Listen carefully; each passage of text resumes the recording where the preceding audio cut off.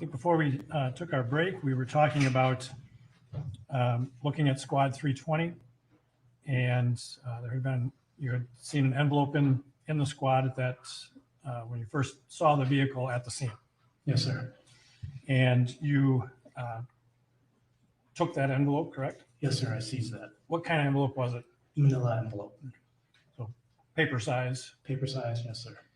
And at some point, did you examine the contents of that envelope? Yes, sir.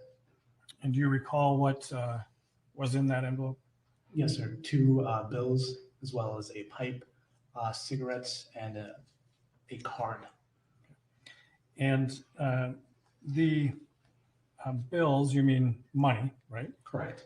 And Your Honor, if I could show the witness only Exhibit 198. You recognize what's depicted in 198? Yes, And is this actually a photograph that you took? I believe so, yes. All right, Your Honor, we would offer Exhibit 198.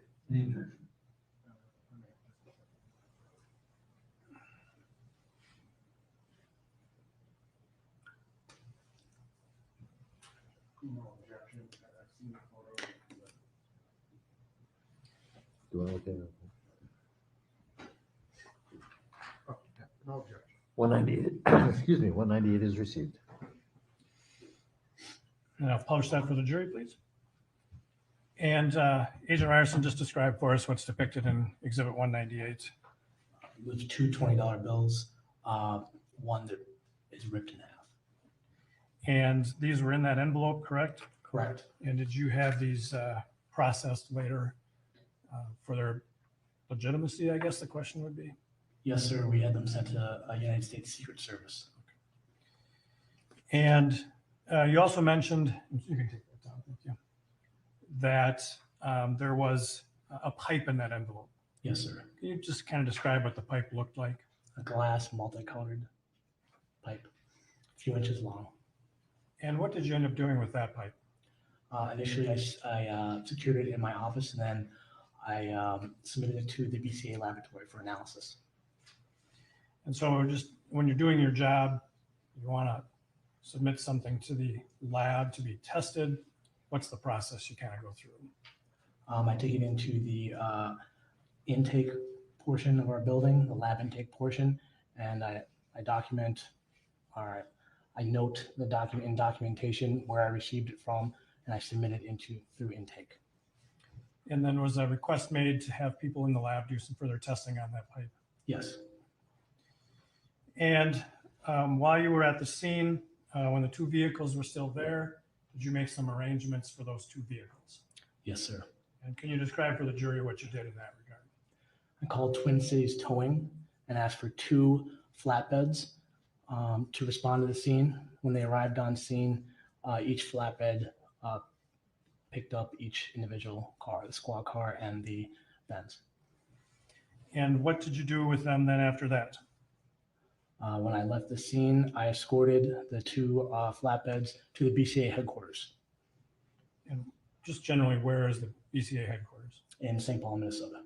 So did you essentially travel with those 2 flatbeds? Yes, And when you get to BCA headquarters, what did you do then? I ensured that the 2 vehicles were secured in the crime scene garage in the back of the BCA headquarters. Why did you do that? Part of chain of custody for the 2 vehicles. What were you going to have done with the 2 vehicles? So to have the crime scene team process the 2 vehicles. And so they placed them in a secure area where only BCA personnel could access them? Yes, sir. And did you lock them? Yes, sir.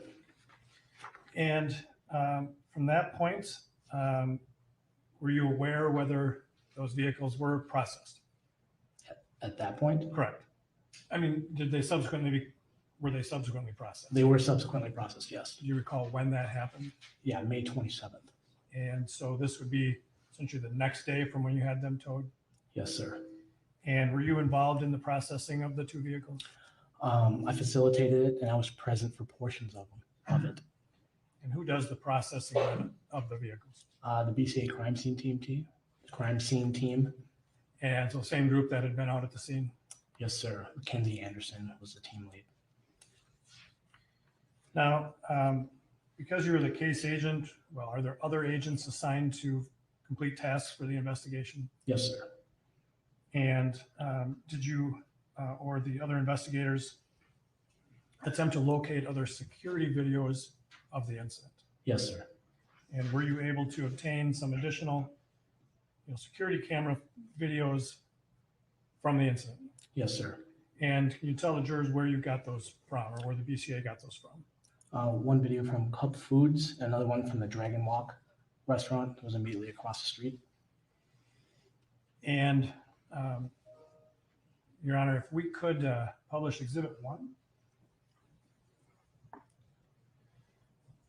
Recognize what's depicted in this photograph? Yes, sir. And you'll notice there's a little stylus on there.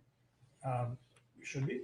Can you just circle for the jurors where those two businesses are that you obtained the security videos from? Okay. The first one is Cup Foods here. The second one is the Dragon Walk. And that's where those security cameras were? Correct. So basically on the corner of each building? Correct. Thank you. And since you obtained different security camera videos from those two businesses and the body-worn camera videos from the officers, did you attempt to determine if the timestamps in all those various videos are the same? Yes, sir. You told us earlier that the body-worn camera videos were all consistent on time. That's correct. And did you attempt to determine if the Cup Foods video timestamps matched up with the body cams? Yes. And what did you find? I found that the Cup Foods video was 40 seconds ahead of the body-worn camera video timing. And did you also do the same with respect to the Dragon Walk video? Yes, sir. And what did you find there? I found that the Dragon Walk video was 24 minutes ahead of the timestamps noted on the body-worn camera footage. Basically, you do that by comparing events in both videos, the same event. That's correct, sir. And did Cup Foods provide their video to agents with the BCA? Yes. And did you have to follow a sort of different process with the Dragon Walk? Yes, sir. Can you describe for the jurors what you did to obtain the video from Dragon Walk? The owner of the Dragon Walk initially did not comply with requests, so agents with the BCA wrote search warrant and executed search warrant to obtain a copy of the video as well as the hard drive where the video was stored. And so those were obtained directly from the equipment from the Dragon Walk Correct. and downloaded for use in the investigation. That is correct. And through the investigation, have you had an opportunity to watch all of that video? Yes, sir. And portions of it depict some of the incidents that we've been talking about in this trial. Yes, sir. And we've already admitted some of that video, but have you also watched a portion of video that we have labeled as Exhibit 52? Yes, sir. And does that match up with the Dragon Walk video that you obtained from the equipment itself? Yes, sir. Your Honor, at this time, we would offer Exhibit 52. 52 is received. And Your Honor, I'd offer to publish 52 at this time.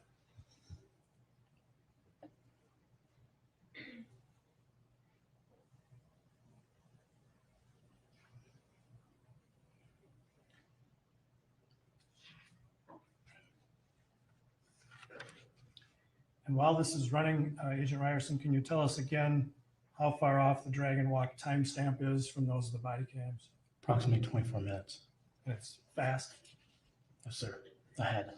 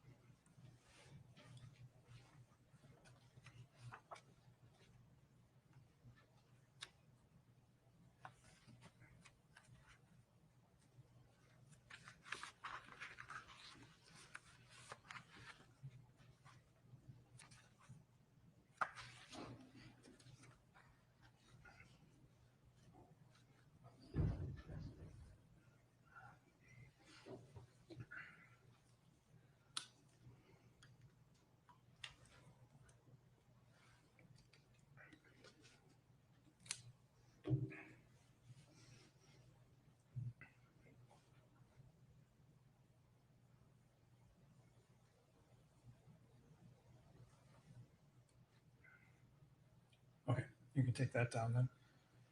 And have you also seen a portion of the video from the Dragon Walk that we have labeled as Exhibit 54? Yes, sir.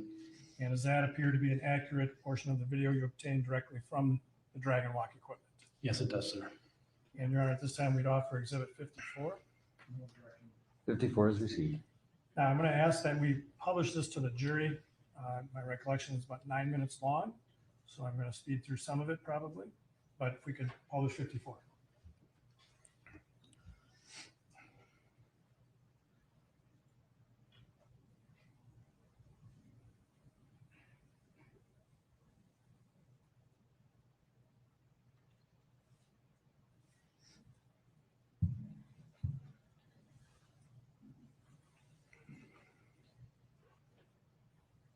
Your Honor, I'm sorry, I got the wrong exhibit here. This has already been admitted.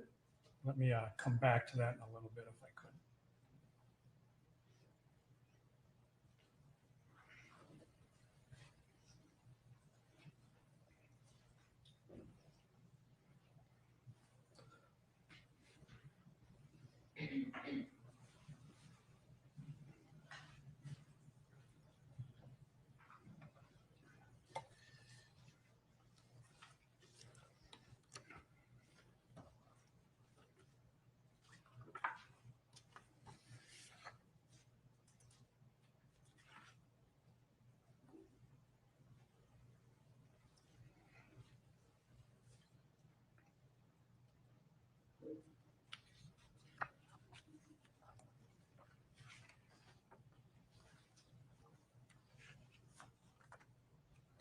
Your Honor, I believe it should be Exhibit 55. So if we could, and is that, do you recall seeing that and it being a portion of the Dragon Walk video? Yes, sir. All right, I'm sorry. We could, I'm sorry, can we offer?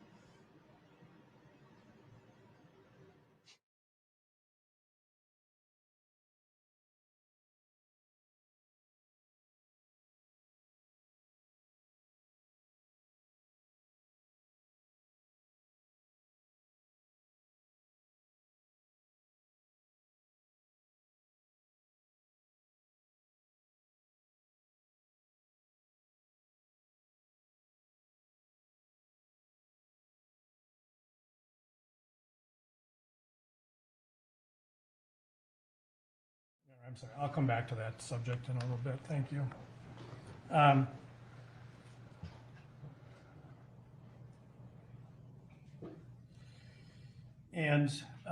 Agent Ryerson, then, as part of the investigation in your usual cases, does somebody from your agency usually attend the autopsy?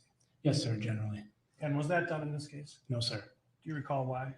I believe it was COVID-19 restrictions as per the Hennepin County Medical Examiner's request.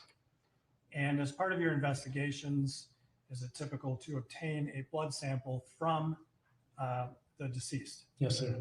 And do you know if that was done in this case? Yes, sir, it was. Can you describe for the jury how that came about? Special Agent Brent Peterson acquired it from the Hennepin County Medical Examiner, brought it back to the BCA and submitted it to the lab. So just so we're clear, that's a sample of Mr. Floyd's blood, correct? Correct. And then that's provided to the lab for any testing they might need it for? Yes, sir. And at some points in the investigation, did you receive a copy of the autopsy report from the medical examiner? Yes, sir.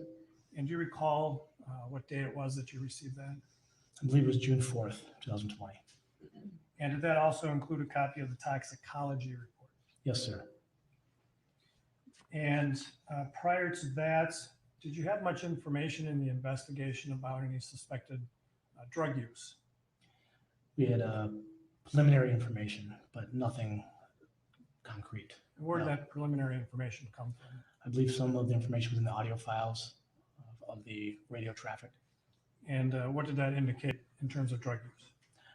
That Mr. Floyd may have been under some influence of some substance.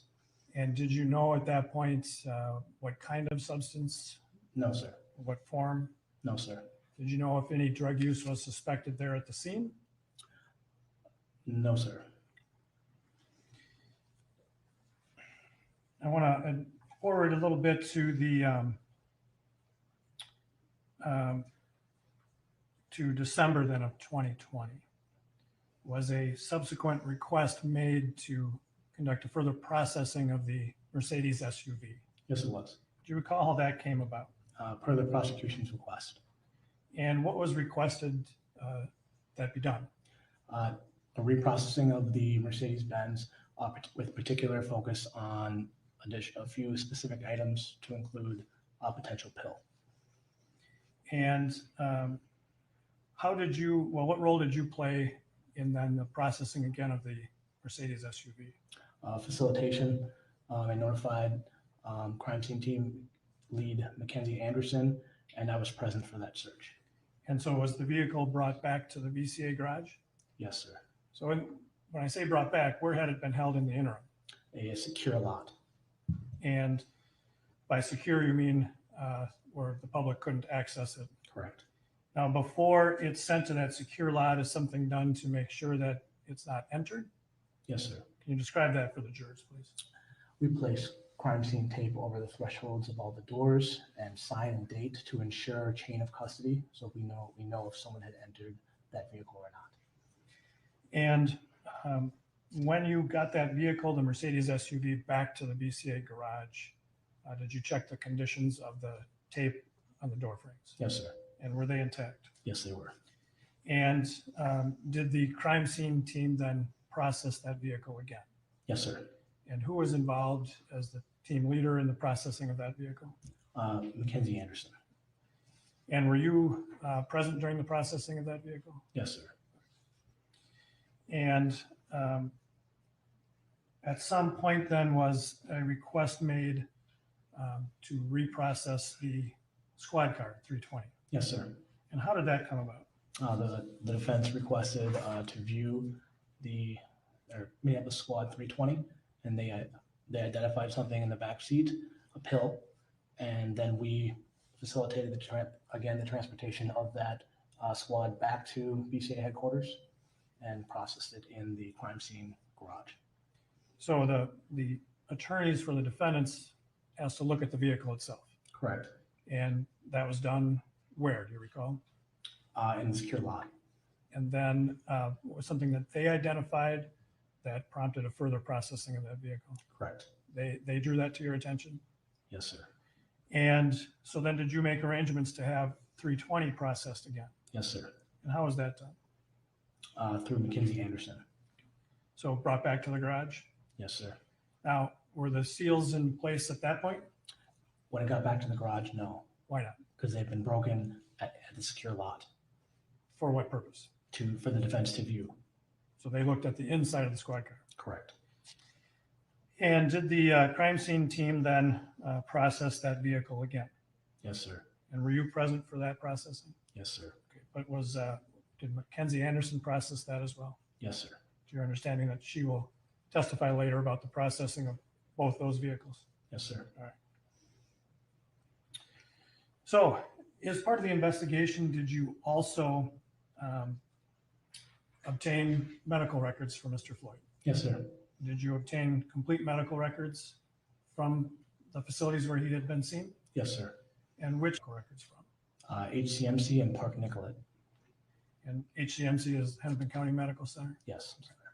And those records were made part of the investigation? Yes, sir. Incidentally, Agent Ryerson, you yourself in working on the case, have you been in Squad 320? Yes. Have you had occasion to start it? Yes, sir. Do you know what kind of vehicle Squad 320 is? It's a hybrid. What does that mean to be a hybrid? The vehicle operates both on a gas traditional engine and electronic. And in opportunities where you started it, Were there times when the gas engine would not run? Yes, sir. The first time we attempted to start it in the crime scene garage, in the first processing, we turned the vehicle on and we didn't hear the gas engine start. So we were initially a little confused. But did you figure out that it in fact was on? We did, yes. So it was running on the battery rather than the gas engine. Yes, sir. Do you know if Squad 320 has a catalytic converter? Yes, sir, it does. And what is the function of a catalytic converter? To reduce toxic emissions.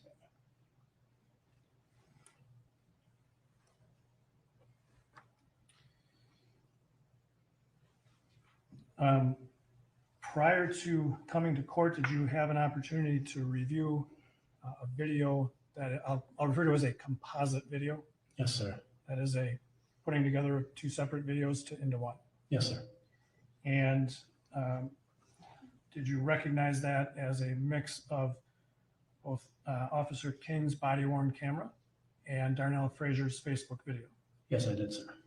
And while you were watching it, were you able to determine if they were synced up? That means, were they running at the same time? Yes, they appeared to be synced. And, Your Honor, we would offer Exhibit 127. Any objection?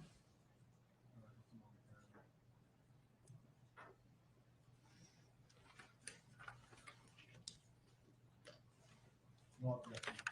127 is received.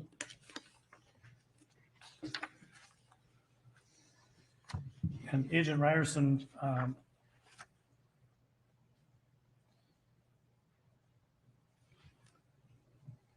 what I'm going to do is talk about some timing with this video. So I'm going to refer you to portions of it. So we're not going to watch the whole thing, but to specific portions of it. I'm going to ask that 127 be published in that way. And if we can first go to 2019-18.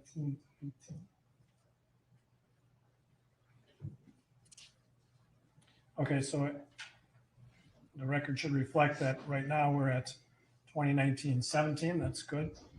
And Agent Ryerson, at this moment in Exhibit 127, is this the approximate moment when Mr. Floyd is placed prone on the ground? Yes, it is, sir. And when this happens around this time period, I'm going to let this run for about 10 seconds, okay? Yes, sir. Greg, you got your, restraint? Donald? Okay. Grab that. Now, looking at that 10-second portion, were you able to determine approximately where Mr. Chauvin's left knee is? Yes, sir. It appears as though it's on the back of Mr. Floyd's neck. And are you able to determine where Mr. Chauvin's right knee is? It appeared as though it was on Mr. Floyd's back. Right here at 2019-28, the hand that's sort of in the center of the photograph, that Officer Chauvin's hand? Yes, sir. Okay, wearing a glove. Yes, sir. In the videos you have reviewed, was he wearing gloves on both hands? Yes, sir. Now I'm gonna just speed up to 20-20-45.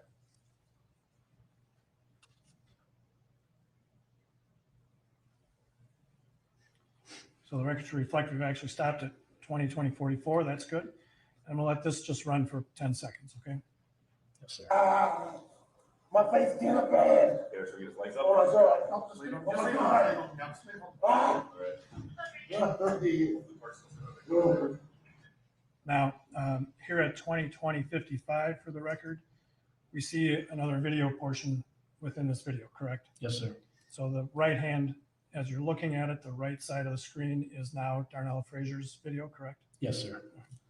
So this is what you meant earlier when we talked about a composite video. Correct.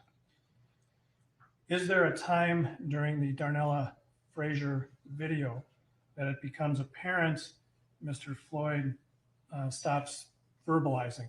Yes. Or saying words? Yes, sir. And that approximately, well, if we could then go to 20-23-59.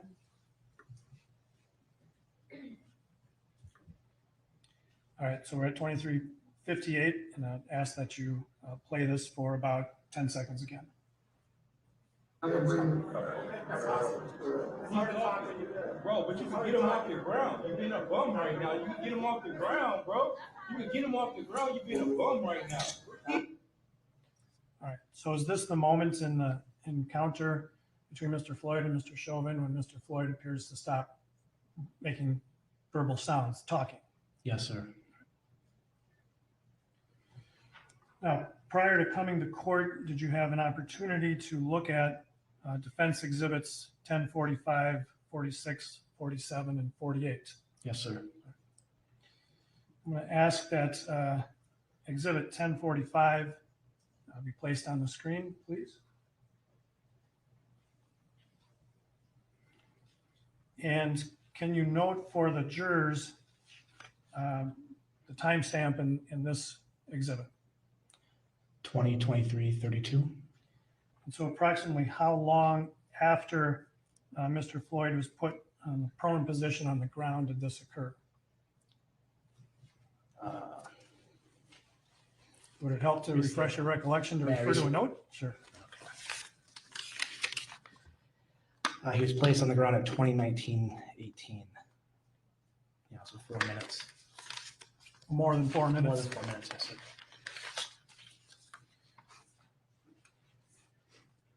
And then going back to exhibit 127, is there a point in time on Darnella Fraser's Facebook video when it appears that Mr. Floyd no longer makes any movements? Yes, sir. And I'm going to ask you to go to 2024-58.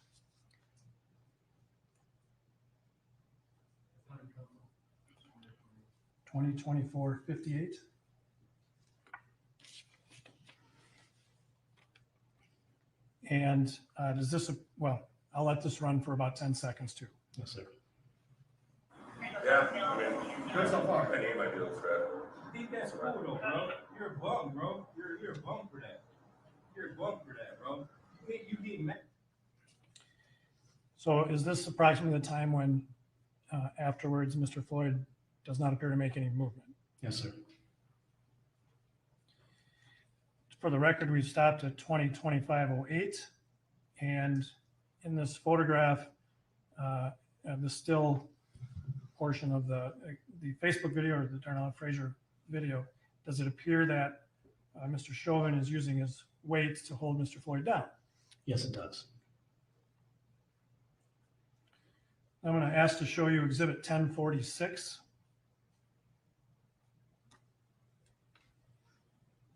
Can you tell the jurors, the timestamp from this exhibit? 2026-40. And so how long after the time that Mr. Floyd no longer appears to be moving is this photograph taken? Approximately 7 minutes. I'm sorry, from the previous photograph? Oh, from the previous, I'm sorry.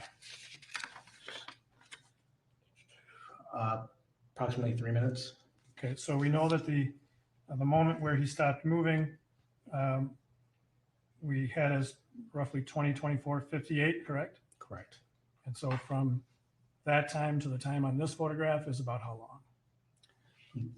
From 2020-48. From 20:24:58 to 20:26, roughly 2 minutes, right? Yeah, 2 minutes. So exhibit 1046 portrays a time after Mr. Floyd had appeared to stop moving. Correct.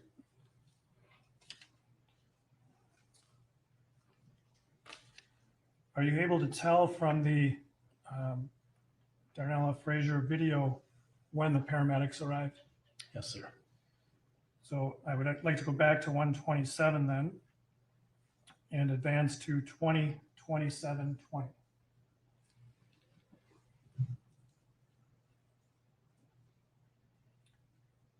All right, so here the record should reflect we're at 20:27:18. That's close enough, and I ask you to play about 10 seconds of that. When you 1087, bro, you're a bum, bro. 987, bro, you're a bum. First thing you want to grab is your mace and be scared, bro. You're a fucking minority, you're fucking garbage. Actually, let's just keep rolling for about 10 more seconds, please. Like, bro, 3 minutes, bro. You're not fucking serious. Bro, he's not even fucking. So there we saw one of the paramedics walking up, correct? Correct. And so the timestamp here is 2027:40. Correct? Correct. And now I'm going to toggle back, I'm sorry, to exhibit 1047. Do you see the exhibit there? Yes, sir. And the timestamp on exhibit 1047, you see that? Yes, sir. And then also to exhibit 1048, Yes, sir. you see the timestamp there? Yes, sir. Do those two still photos depict a time after the paramedics arrived? Yes, sir. Based on your work on the case and your review of the videos, is there a moment in exhibit 127? You can take that down. Is there a moment in exhibit 127 where you think you can see better the placement of Officer Chauvin's right knee? Yes, sir. And I would ask to go back to 127 at 20:28:43.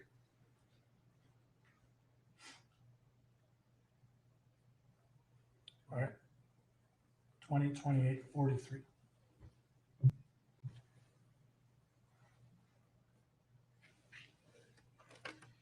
And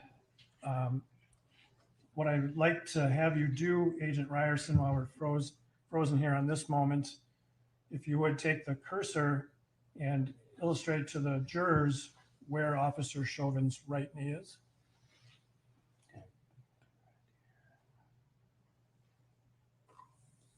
There. All right. And so what I'd like to do then, I'll remove that and have the video played. Okay, you can go ahead.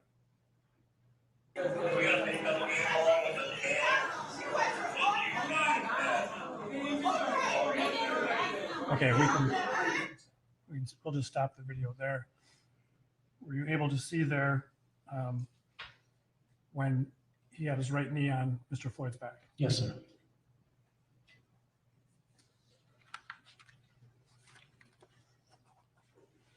Your Honor, to keep things moving, I think I will deal with that previous video at a separate time and continue.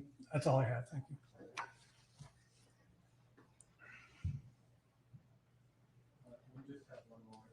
Sure. We'll take a moment.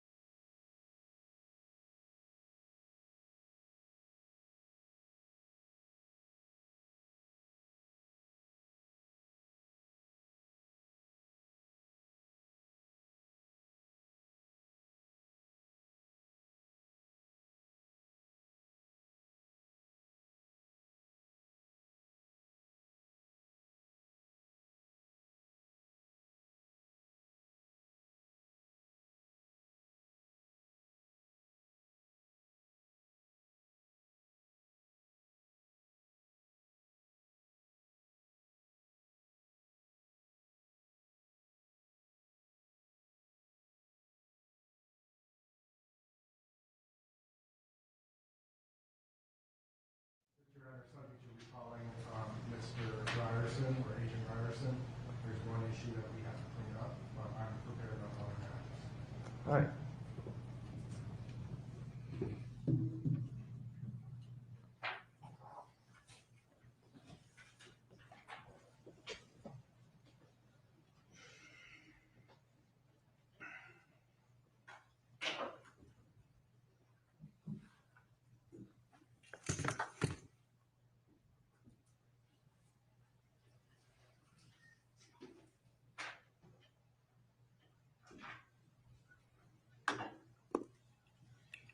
Good afternoon, Agent Ryerson. Good afternoon, sir.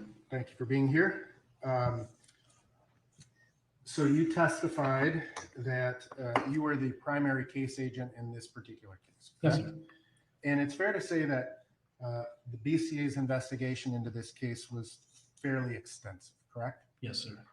You would agree that approximately 50 BCA agents were involved in this case in one form or another? Yes, sir. Those BCA agents were frequently paired up with agents of the Federal Bureau of Investigation or other law enforcement agencies. That's correct. Would you agree that roughly 25, 26 FBI agents participated in your investigation? Yes, sir. Would you agree that ultimately, all things told, the BCA executed approximately a dozen search warrants in this case? Yes, sir. There was an extensive amount of information that was gathered by the BCA, agreed? Yes, sir. A lot of that information is ultimately has no bearing on this case, agreed? Meaning interviews were conducted, for example, of people who didn't see anything. That did occur. However, I believe that, our investigation was very thorough. Right. And that's what I'm trying to just gather. It was more than just watching a few minutes of video, piecing a couple of things together, interviewing a couple people, right? Yes, sir. In fact, I believe, and correct me if I'm wrong, that roughly 200 citizen witnesses were interviewed in this Yes. case. Yes, sir. And so when we break down and we look at those citizen witnesses, the purpose of any investigation is to gather as much information as is possible, right? Yes, sir. And to preserve that information for further review to determine at a later point if it does or doesn't become relevant to a criminal investigation, right? Yes. So in terms of, say, the citizen witnesses, the BCA agents interviewed many witnesses who did not observe, they weren't present, for example, correct? Yes, sir. People who live in the area, agents went and canvassed the area, knocked on doors, talked to people at local businesses, and they said, oh, I wasn't there at that time, I was somewhere else, right? Correct. BCA agents worked hard to identify people who may have seen some portion of that, correct? Of this incident, correct? Yes, sir. So things that BCA agents did would include trying to read license plate numbers on cars that were passing by, looking up the registered owners of those cars and going and interviewing them, correct? Yes, sir. And sometimes people acknowledged being in that area. Sometimes they said, we weren't there. Yes, sir. There were also witnesses that the BCA agents interviewed that provided just sort of background information, right? Yes, some, sir. So for example, the owner of the vehicle that was being driven by Mr. Floyd was not present that day, but she was interviewed, correct? I believe so. Yes, sir. And your job as the lead case agent is to sort of quarterback all of this, right? Yes, sir. And as other agents receive information, you take it and you maintain a data file, correct? Correct. And every time a BCA agent performs some task, the way the BCA works is a new report is generated for that particular task. Agreed? That is correct. So rather than having one officer write a long narrative police report, they will write several police reports instead, right? That's correct. And to date, over 400 BCA investigative reports have been prepared in this case. Agreed? Yeah, specifically 440. So we're at almost 450, and some of those reports are even being generated now as we speak, correct? Possibly. And in fact, we just went through this analysis of an exhibit, and you compared it to some other exhibits that were already presented. That's something that literally was probably just done today, right? Possibly, sir. I mean, the analysis that you just did here on direct examination, you never wrote a police report about that, right? No, sir. And that's because those exhibits were just introduced in court, right? Yes, sir. And so now, in addition, this investigation took a lot of different twists and turns. Would you agree with that? Yes, sir. In part because of kind of what was going on in the city at the time. Yes, sir. So, for example, certain pieces of equipment belonging to Officer Chauvin or other involved officers were located in other places, right? That is correct. And those investigations kind of were turned into this investigation and became a part of this investigation, globally speaking. Yes. And because of the profile of this case, the BCA maintains like a tip database line, right? That's correct. And it's fair to say that a number of citizens called in with information or what they perceive to be information. Yes, sir. And it's the BCA's job to follow up on every single one of those little pieces of information. Right? Yes, it is. And ultimately, in following up on those little pieces of information, oftentimes you can see that, I mean, this is irrelevant to this case, it's something else, or this person may just want to share their opinion, right? Yes, sir. And so this investigation has been ongoing essentially since May 25th of 2020. Yes, sir. And all things told, part of what the BCA did was to go and get training records from the city of Minneapolis, correct? That's correct. Through search warrants. Yes, sir. And there were multiple search warrants to obtain that type of information, right? Yes, sir. And there were 2 search warrants executed on the Mercedes-Benz driven by Mr. Floyd, correct? Yes, sir. There were 2 consent to searches of Squad 320, correct? Yes, sir. Now, I want to just be very clear about something. When you talk about the second search of the Squad 320, Yes. you prior to that second, the defense request to view, right? Yes. Squad 320 had been in the Bureau of Criminal Apprehension secure storage from effectively May 25th, 26th, all the way until January when that was done, right? Yes, not on site at our headquarters. Right, at the secure storage location. Correct. And the defense would not have had access to that unless you or another representative of the BCA was present, correct? That is correct. And it is common, is it not, in your investigations for defense attorneys to ask to view pieces of evidence, right? Yes, it is. And it's permissible. Yes. And that was done in this particular case, right? Yes, it was. And you weren't present at that. That was Agent Phil, I believe, that was present, Correct. along with Scott Mueller. Correct. And I just want to make sure you're not suggesting that the defense in somehow put pieces of pills into that squad car. No, sir, I'm not suggesting that. And in fact, it would have been the agents who were present to cut the seal on the squad car, correct? Yes. All right. And the defense isn't necessarily allowed to touch or manipulate or do anything to that squad car. That is correct. All right. So part of the overall investigation, again, included getting surveillance videos from area businesses, right? Correct. Including the speedway across the street. Yes, sir. And some of the video is of higher quality than others, right? That is correct.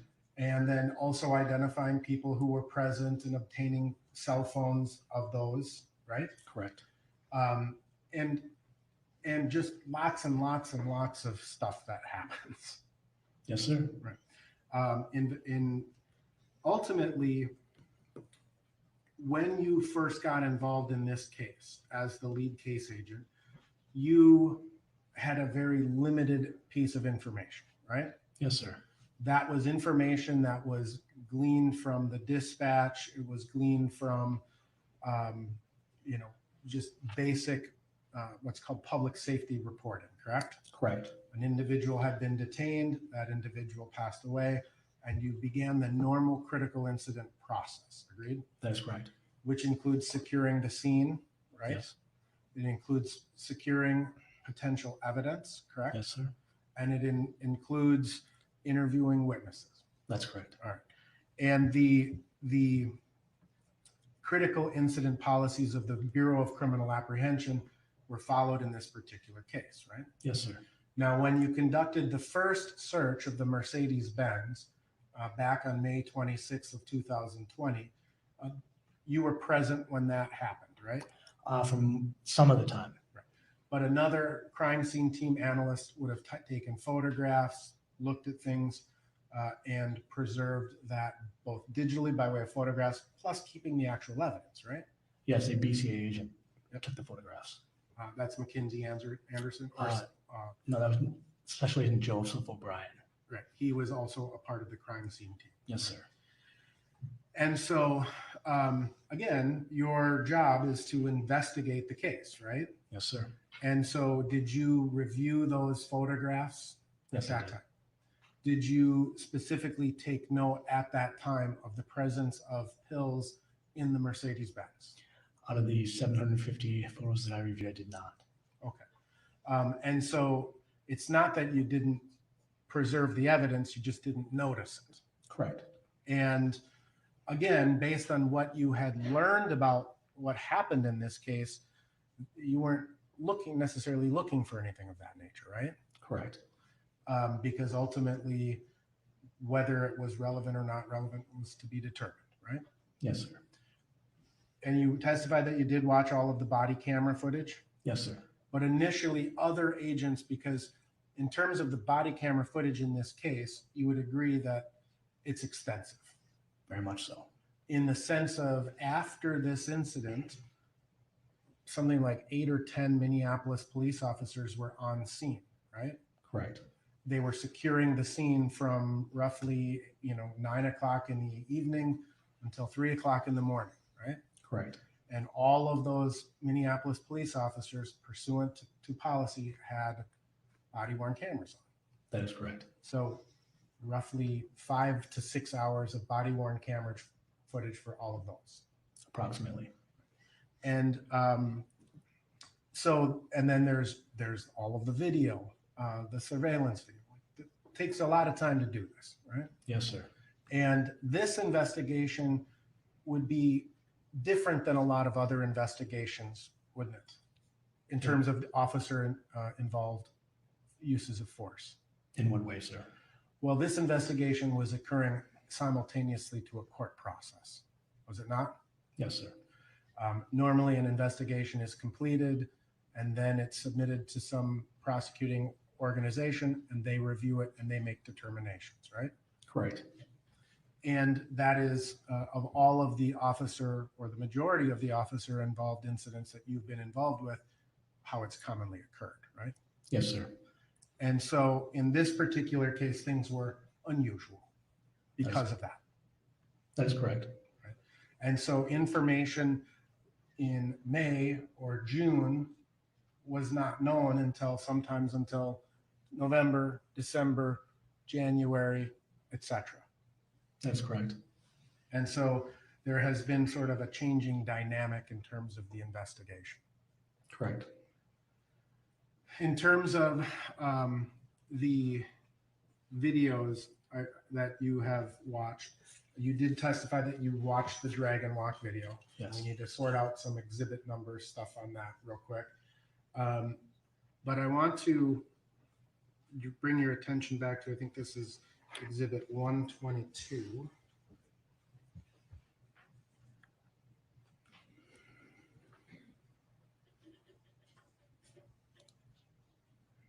And I'm going to, if we could publish, Your Honor, I'm going to start for the record at 20:25:59. And I'm going to ask you to watch, 20:25:59. It's the thing about one you just showed, 122, is it? 127. Yeah. Sorry, I don't have my notebook.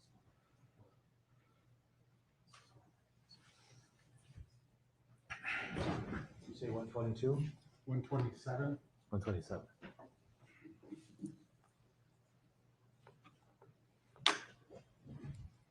And permission to publish. You in? I'm going to ask you, sir, to watch when Officer Chauvin stands up. I'm going to ask you to watch Mr. Floyd's left, what would be his left arm, okay? Yes, sir. Oh, sorry.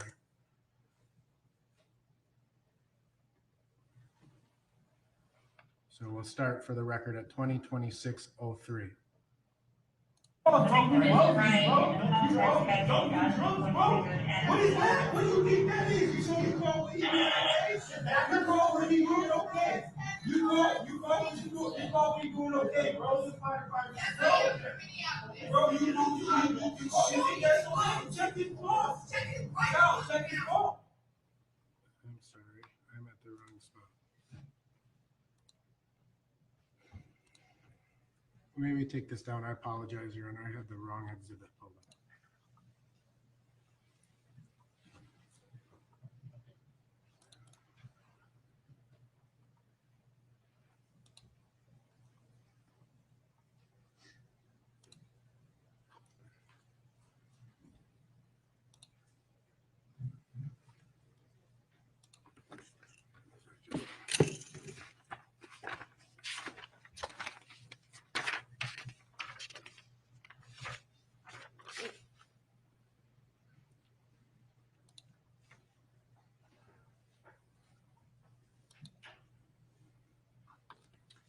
All right, sorry, it is the right exhibit, exhibit 127, and I have it at 20:28 and 32. So I'm going to ask you again, sir, to just watch the left arm of Mr. Floyd on the left side of the screen.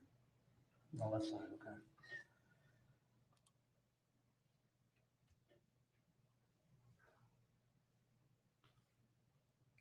So are you referring to the body worn camera side or the Body worn camera side. Okay. Yes, please.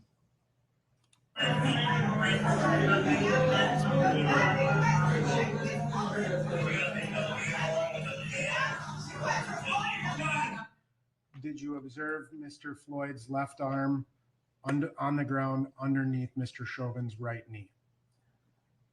I believe I did, yes. And when Mr. Chauvin stood up, Mr. Floyd's arm sort of came up, right?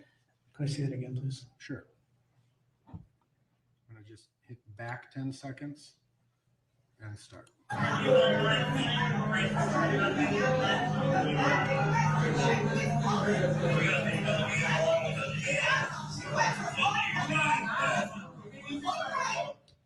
It's hard because of this bar. Let's try one more time. And I've kind of a glare as well. Pardon? You can stand up.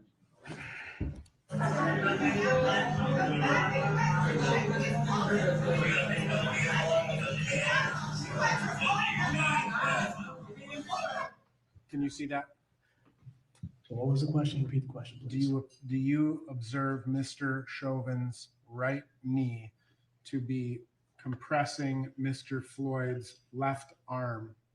So clarification, I think from what I see here, it was Mr. Chauvin's shin that was compressing the arm, and the knee was actually on the back. That's what you believe you see? Yes, sir. Okay. And, but nevertheless, Mr.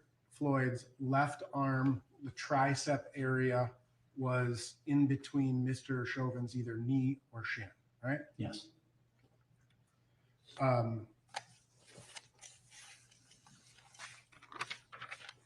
Did you review and study the body worn cameras like very closely yourself? I've seen all of them. I've reviewed most of them closely, yes. Okay. And did you attempt to understand and hear what various parties were saying at various times? Yes. Did you ever hear Mr. Floyd say, "I ate too many drugs"? No.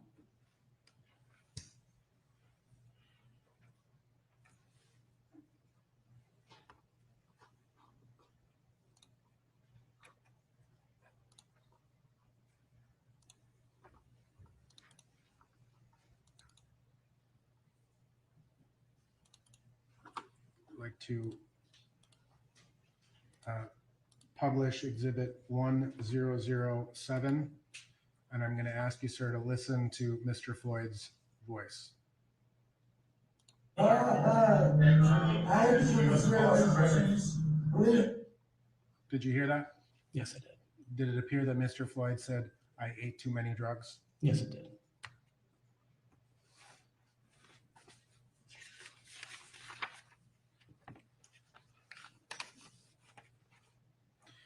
In the videos that we watched, both on direct examination and we've seen throughout the course of this case, there appears to be a liquid forming underneath the vehicle, correct? Yes, And that liquid stream goes out into the street towards the curb behind the back of the squad car, correct? that's correct. And it's fair to say that liquid coming from underneath the vehicle appears to be coming from underneath the vehicle, correct? That is correct. And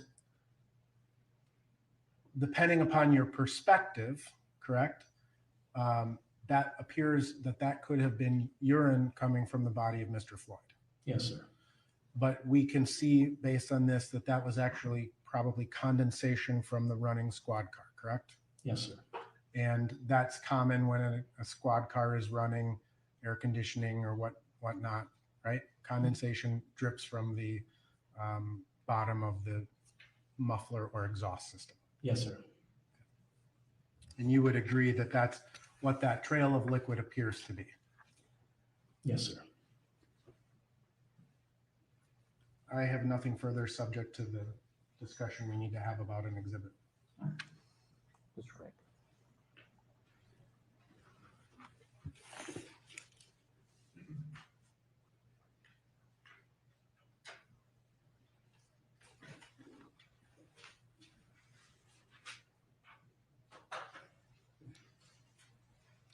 Agent Ryerson, with the hybrid, would the figure out the way to say this right? Can the air conditioning run with just the battery and not the gas engine? Yes, it would. And you were asked to look at a very short clip of a body-worn camera and ask, I assume for the first time, what Mr. Floyd was saying there. Yes, sir. Were you played before that? What questions were asked or things said by the officers before Mr. Floyd says that? I don't recall right now. It wasn't part of that video, was it, what occurred beforehand? No, Ever had to listen to that piece of audio and try and figure out what Mr. Floyd was saying? I have not, no. And so that was an exercise that Mr. Nelson asked you to do for the first time sitting there Yes, sir. without reviewing the conversation beforehand. Yes, sir.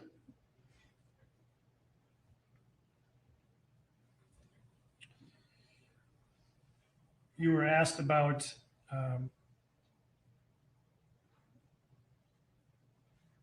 the moment where it appears Mr. Chauvin's right knee is on Mr. Floyd's back just before he gets up. Yes. In that, did you notice whether Mr. Floyd's shirt moved? Yes, it appeared to move From what? from Mr. Chauvin's knee. You were asked to describe this as an unusual case because the investigation kept going on while there was a court process. Yes. Is it the typical process then when you investigate a case to hand it over and then be done with it and never work on it again? No. When you turn over an investigation, is it common to continue working on that investigation throughout the court process? Yes. Have you ever in your career conducting investigations said to a charging authority, sorry, my work's done on the case, I'm not going to work on this any further? No.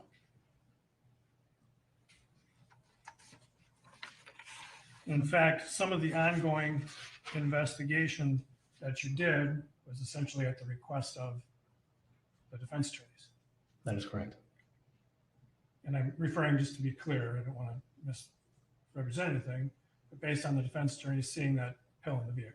Correct. I think what Mr. Nelson was asking was, you're not saying in any way that they put that bill there. No.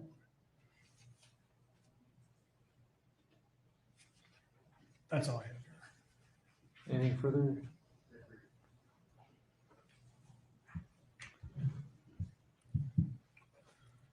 Are you a car mechanic?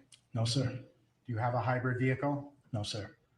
You understand that this squad car has both an engine, like a internal combustion engine that runs on gasoline, and a battery, correct? Yes, sir. And so whether the vehicle was running on the battery or the gas engine on May 25th, 2020, you would have no way of knowing, correct? Correct. No further questions. Should we give everyone a 10-minute break so we can discuss this issue, or? All right, members of the jury, we're going to give you a 10-minute break while we discuss a different legal issue. We could just remain at this point.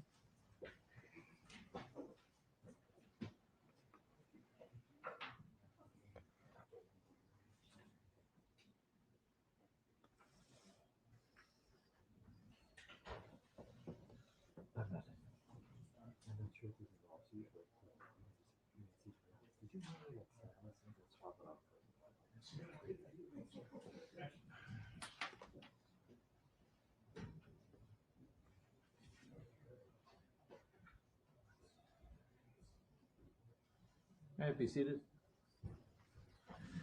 Is this just for you to privately hash out something, or?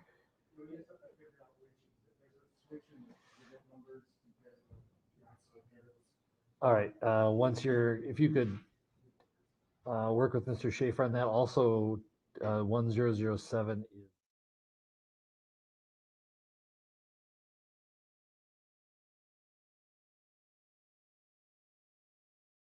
Exhibit, although it is part of another one.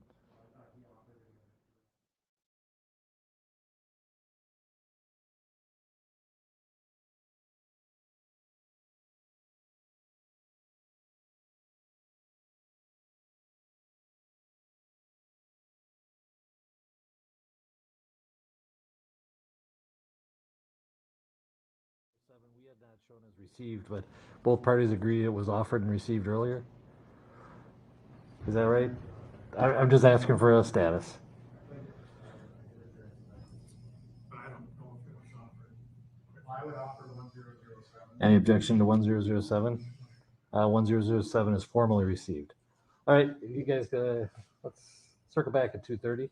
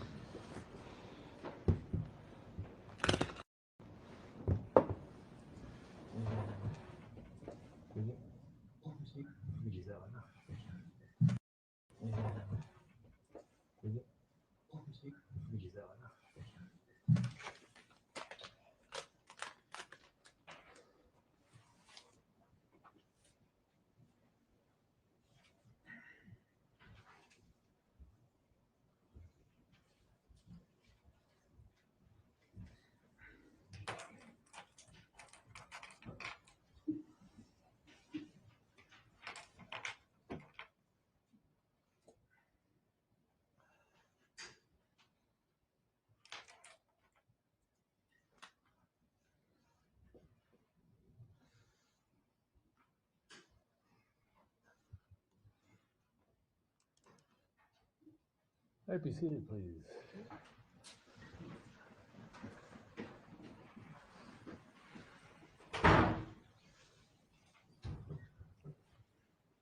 Hey, members of the jury, I think we have things sorted out just for your information. We'll take another break later, but it'll probably be like 10 minutes. But for now, Mr. Frank. Thank you, Your Honor. And thank you, everybody, for your patience. Your Honor, we are recalling Agent Ryerson for actually two matters. One is to readdress the Exhibit 1007 clip that was played, and to put context in the short video that was shown as Exhibit 107. Agent Ryerson, while we were on a break, did you have an opportunity to review Exhibit 127, which is the composite with King's body-worn camera, correct? Yes, During that same time period.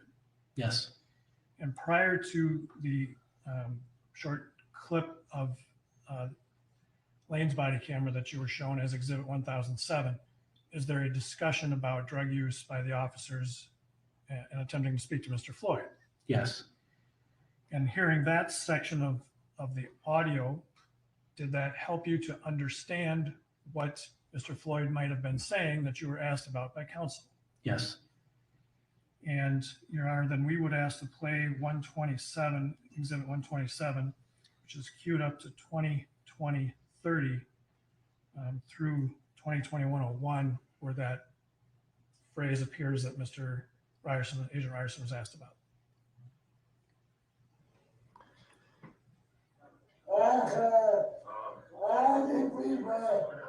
Please understand. Please, I can't breathe. Get up on the sidewalk, please. One side or the other, please.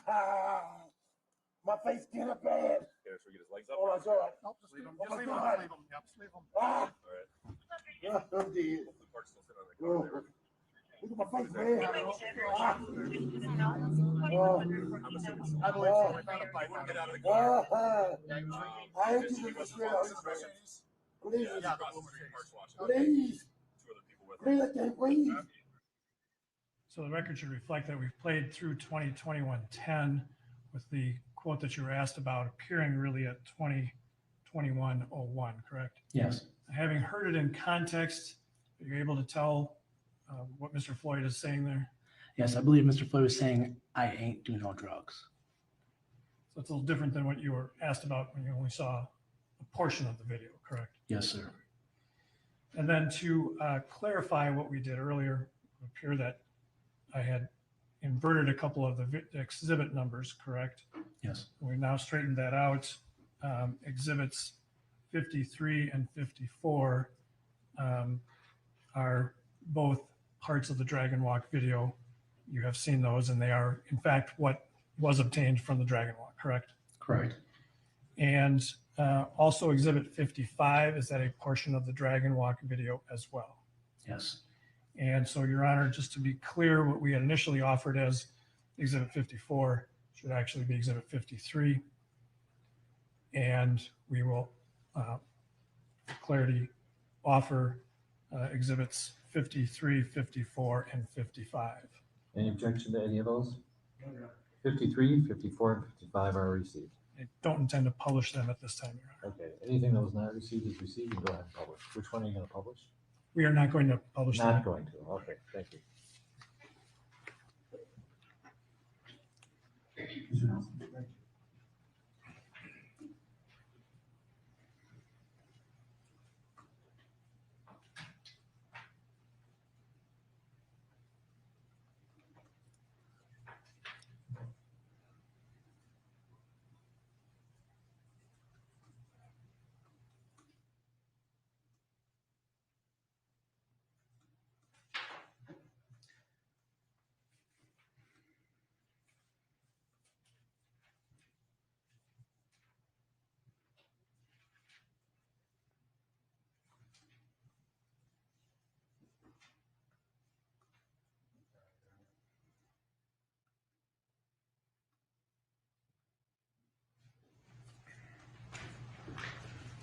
Mr. Frank, the mask.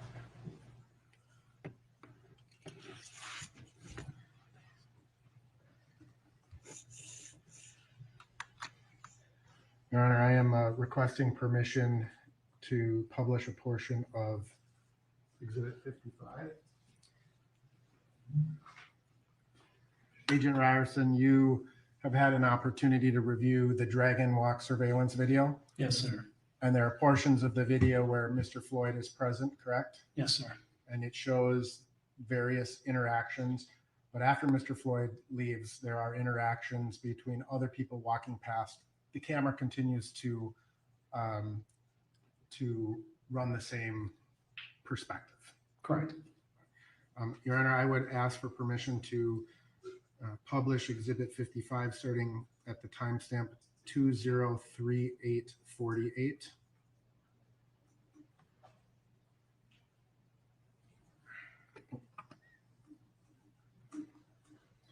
And Agent Ryerson, I'm going to ask you to watch the area of the vehicles and the passengers in the vehicles. Yes, sir.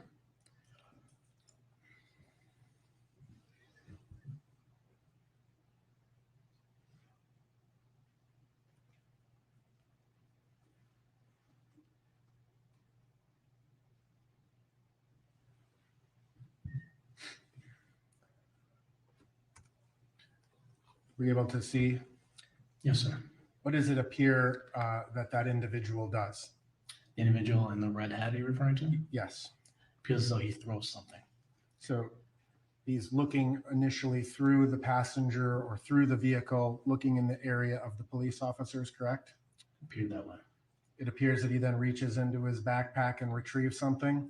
Yes, And it appears that he then throws it off to his right shoulder, right? that's correct. And it appeared to go some distance away. Yes, sir. Would that be consistent with someone trying to get rid of something that they don't want the police to find? Could be, yes. I have no further questions. Anything further? All right, thank you, Agent. You are excused from your subpoena. Thank you.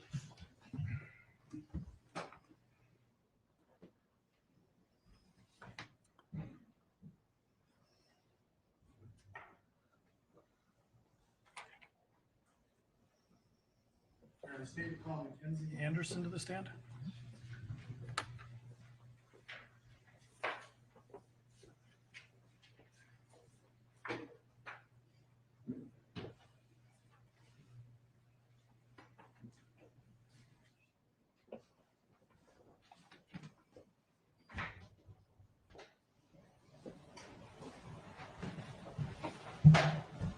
Raise your right hand. You swear or affirm under penalty of perjury that the testimony you're about to give will be the truth and nothing but the truth. I do. Please.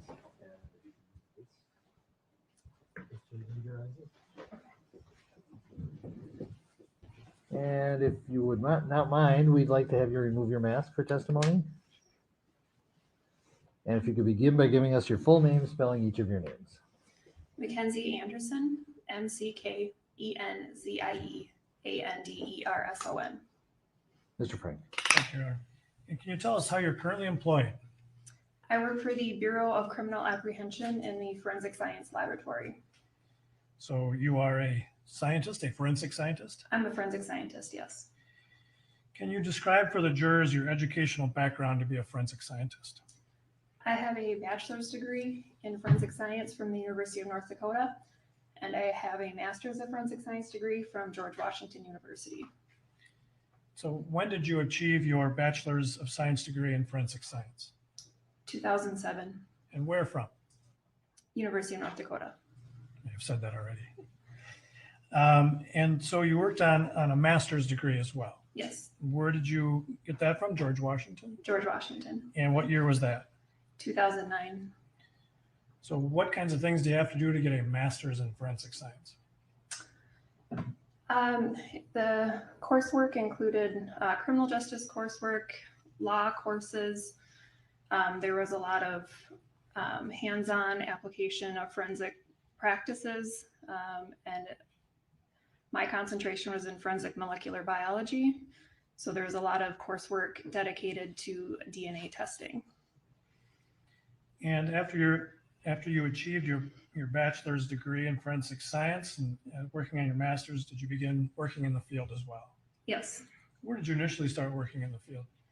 I initially started working at a lab called Bodie Technology that was out in Virginia. It was a private forensic laboratory, and I did DNA testing while there. Prior to that, did you have some experience with the BCA? Prior to that, I was an intern at the BCA between my first and second year of graduate school. And what kind of work did you do during your internship? I did projects with our latent print section and also with the mitochondrial DNA section. They had to do with validating a new instrument that they were using at the time. So then you went to work at Bodie Technology, which Yes. is BODE, correct? Correct. And what did you do there? I started out working in their group called Customized Casework. I did a lot of technician work for them. After that, I moved to a role in their databasing unit. So I did convicted offender samples from a variety of states who contracted with that lab. And so at some point, did you leave that lab, obviously? Yes. Where did you go? I started at the BCA in 2009, in October of 2009. And what job did you take at the BCA? I was hired on as a forensic scientist in the biology section. What does the biology section do? The biology section does DNA testing and also body fluid identification, which is the identification of bodily fluids as it's relevant to a case, and including sample collection from a variety of physical items of evidence that come into the lab for DNA testing. So when did you start doing that? I was hired in October of 2009. When you get that job for the BCA, was there some specific training that made you go through because you were hired by the BCA? Yes. Can you describe that for the jury? So the DNA training program takes about a year to complete. It starts with, typically people will start with that body fluid identification portion first. They'll get trained in that, and then they'll move on to DNA testing. So all of that training includes watching other scientists do their work, many practice samples, competency sets that we need to do. We do written tests, oral tests before we are signed off and able to work independently and issue our own reports. So are you still working in the biology section? Yes. And at some point, did you take on additional responsibilities at the BCA? Yes. In 2014, I joined our crime scene team. And have you been working on a crime scene team since then? Yes. At some point, did you become a crime scene team leader? Yes, I did in 2016. And we'll come back to that in a little bit. Are you a member of any professional organizations or affiliations? I am. I am a member of the Midwest Association of Forensic Scientists and also the American Academy of Forensic Sciences. And so we've heard a little bit about the BCA, the different divisions they have. You're in the laboratory division, correct? Correct. Can you just describe for the jurors, what all the laboratory does? Not in any great detail necessarily, but just to give an overview of what it does. The laboratory has a number of different sections that processes different types of evidence. These sections include DNA, drug chemistry, latent prints, firearms, toxicology. So depending on what the item of evidence is, it gets routed to the appropriate section of the lab. Sometimes there are item of evidence items that we work on in multiple sections of the lab. So it just kind of depends on what the request is and what the item of evidence is that we're working on. And is the crime scene team considered a separate section? Yes. Do you know how many crime scene teams there are? We have two main crime scene teams. We have a team down in St. Paul at our BCA headquarters, and then we have a second team up in our regional lab in Bemidji. And so when did you started working on a crime scene team in approximately, what did you say, 2014? Yes. And you became a team leader in 2016? Correct. Is there something you need to do to become a crime scene team leader? Yes, in order to join the crime scene team initially, there is a lot of training that we go through at the lab. That includes, lectures and presentations and hands-on practical exercises, oral boards in order to join the team. To become a team leader, there is some additional training that we go through, specifically that covers shooting scene reconstruction and bloodstain pattern analysis, which again comes with its own tests and oral boards before we're able to issue reports in those sections. So as you are working there now, you're in both sections, a crime scene team and the biology or DNA section? That's correct. And so when you're on a crime scene team, how do you generally get called out on a particular case? So we are on call on a rotational basis, but we're on call for a week at a time. So when we're on call, we're available 24/7 to respond to a potential crime scene. And our requests come in from an agent who will call me and kind of give me a synopsis or a rundown of the case that they have and the request that they have for us to come out. And if it meets our criteria, I will send out word to the rest of the crime scene team that we need to respond. Any idea? Well, let's look at like the last year, how many crime scenes you've been to? Last year, I responded to about 30 crime scenes. Like last calendar year? Yes. Has that sort of been a typical year? That was more than normal. Is the lab, the BCA lab, accredited? Yes, we are. Can you describe to the jury what that means to be accredited? Accreditation is a process in which trained auditors and assessors and other scientists who work in the field come into our lab and do an independent assessment on our entire quality system and all of our laboratory sections. They evaluate us on hundreds of criteria to make sure that we are qualified to perform the testing that we do. And do you know how long the lab has been accredited? We have been accredited since the 90s, since 1994. Over time, different accrediting boards? Yes, that's correct. And have you gone through the accreditation process? Yes, I have been employed while we have gone through many accreditation cycles. So it's a fancy way of saying your work gets checked by other professionals. Essentially, yes. Does the lab also perform audits of other labs for their accreditation? Yes, we do. And were you called to a scene on May 25th of 2020? Yes, I was. And how did you get called out? Do you remember how that call came to you? I received a phone call from Assistant Special Agent in Charge Mike Phil around 11:30 on the night of May 25th, 2020. And he requested crime scene assistance to a scene in South Minneapolis. And did you in fact then respond? Yes. And can you tell the jurors who all was on the crime scene team that night? Our team, typically it consists of a team leader, a team member, a technician, and then a photographer who is a special agent at the BCA. For this particular scene, I responded with myself and the technician. I opted to not go with the member initially and just let him know that we might need him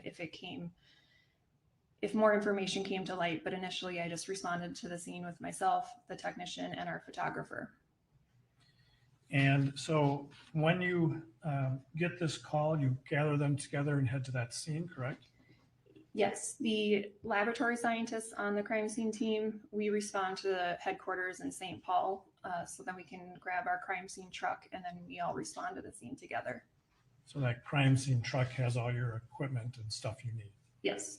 And what we sometimes see on TV at a crime scene, like almost an RV. Yes, exactly. And do you recall going to the scene then in Minneapolis because of this? Yes. And do you recall what time it was that you arrived on scene?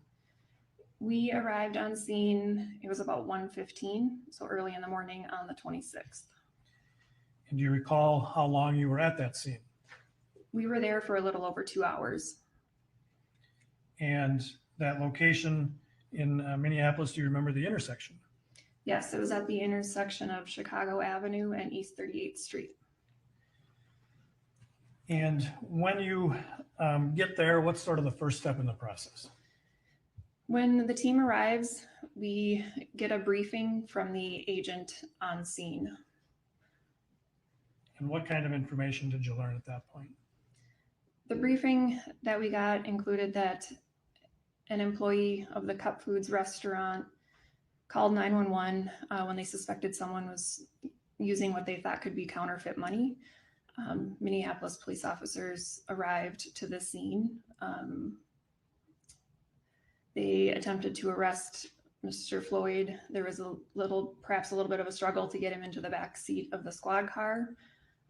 Eventually he was moved to the ground.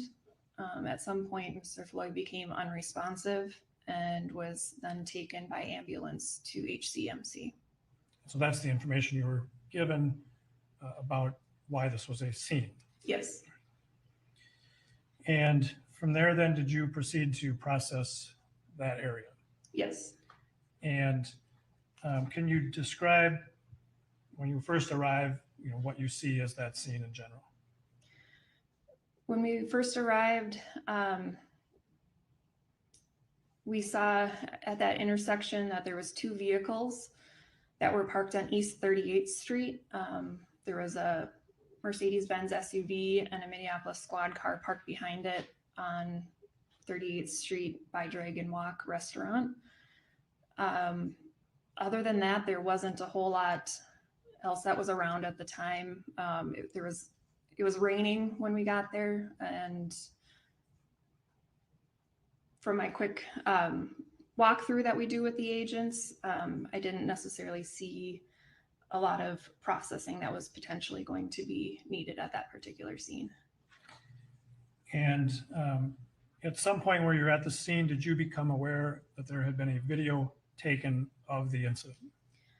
Yes, after we had been on scene for a little while, I was made aware of a video. Did you watch a portion of that video? I did watch just a small portion of it. And did that help you try and locate areas that might be of interest? Yes, the primary reason for watching it was because we didn't know exactly where the incident had occurred. The assumption was when we got there was it happened where the squad car was parked, but by watching the video, we could see that it was actually around the corner on Chicago Avenue. So the objective of me watching the video was to see where Mr. Floyd could have been on the street, so I could specifically look at that part of the street. And did you? Yes. Did you see anything there? No, I did not. Now, as part of the process to take photographs of the scene. Yes. And have you, or did you in fact take a number of photographs of the scene? Yes, the special agent who was with me took a number of photographs on scene. And would those photographs help you describe to the jury what you saw at the scene that night? Yes. And have we shown you previously what have been marked as exhibits 129 through 135? Yes. And do those appear to be photographs taken that night of the scene? Yes. Your Honor, we would offer 129 through 135. Any objection? No objection, Your Honor. 129 through 135 inclusive are received. And then we'll publish 129, please. Can you describe for the jurors what's depicted in this photograph? In Exhibit 129, this is a photograph of the photographer is standing on Chicago Avenue facing south. That cross street that you see is East 38th Street. Cup Foods is on the left on the corner of that intersection. And then just beyond that, you can see a portion of the Minneapolis squad car. And there's appears to be what we call crime scene tape, correct? Yes, the crime scene tape was up prior to the arrival of the crime scene team. And moving to Exhibit 130. Describe this, please. This is a photograph taken again from Chicago